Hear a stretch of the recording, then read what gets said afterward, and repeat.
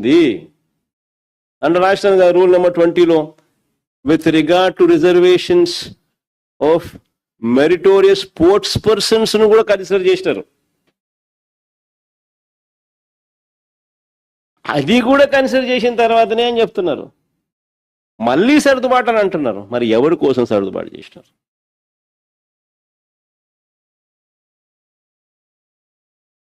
ఇంకొక అడుగు ముందుకేద్దాం.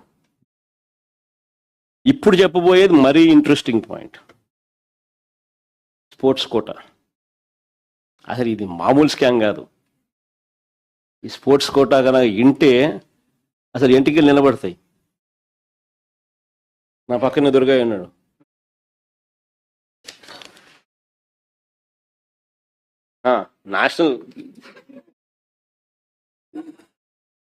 National games gold medallist 1:1 పిలిచినారు. కాల్ లెటర్ 1:1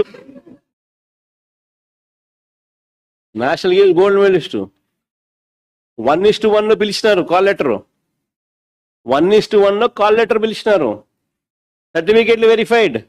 ఉద్యోగం రాలా. నా పక్కనే కూర్చున్నాడు. ఇప్పుడు చెప్తా, ఇంట్రెస్టింగ్గా ఎందుకుందో చెప్తా. స్పోర్ట్స్ కోటా అన్నది అసలు మన దుర్గాయ్యకి అయితే వచ్చిన మెడల్స్ ఏంటో తెలుసా? ఆర్చరీలో national games Hyderabad Visakha first place 2002 gold medallist. తర్వాత seniors national Jharkhand first place 2003.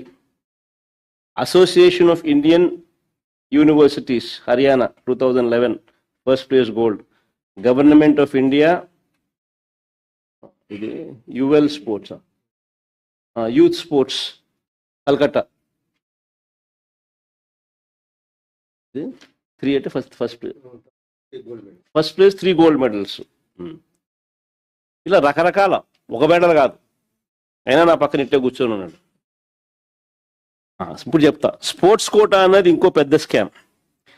ప్రతిభ ఉన్నవారికే కాదు, ప్రతిభ ఉన్నవారికి సరే మనం ఎట్టాగూ చూసినాం, ఏ రకంగా కాల్ లెటర్లు ఇచ్చి పక్కన పెడుతున్నారు అనేది మనం ఎలాగూ గమనిస్తూనే ఉన్నాం. ఏ రకంగా స్కాములు జరుగుతూ ఉన్నాయని చూసినాం. అసలు ప్రతిభ ఉన్నవారికే కాదు, నిజంగా కష్టపడ్డ స్పోర్ట్స్ పర్సన్స్ కూడా అన్యాయం జరిగింది. స్పోర్ట్స్ కోటా అన్నది స్పోర్ట్స్ కోటాతో స్పోర్ట్స్ మెన్ ఎలా అన్యాయం చేయగలుగుతామో అన్నదానికి నిదర్శనం. జియో నెంబర్ 4 అని ఇచ్చినారు. జియో నెంబర్ 47 అని ఇంకో జియో ఇచ్చినారు. చంద్రబాబు ఆయన కొడుకు ఇద్దరు కలిసి స్కీము స్కాము. ఒక్కసారి ఈ గమనిస్తే ఈ స్కీములో స్కాము ఆశ్చర్యం అనిపిస్తుంది. గతంలో ఎప్పుడూ జరగని విధంగా స్పోర్ట్స్ కోటా అభ్యర్థులకు డిఎస్సి పరీక్షలు రాయాల్సిన అవసరం లేదంట. ఇంతవరకు హిస్టరీలో ఎప్పుడు జరగల. హిస్టరీలో ఎక్కడా జరగల.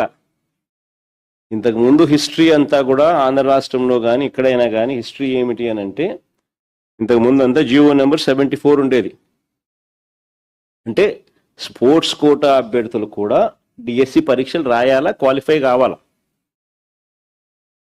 అప్పుడే వాళ్ళు టీచర్ ఉద్యోగాలకు ఎలిజిబుల్ అవుతారు. అప్పుడే వాళ్ళు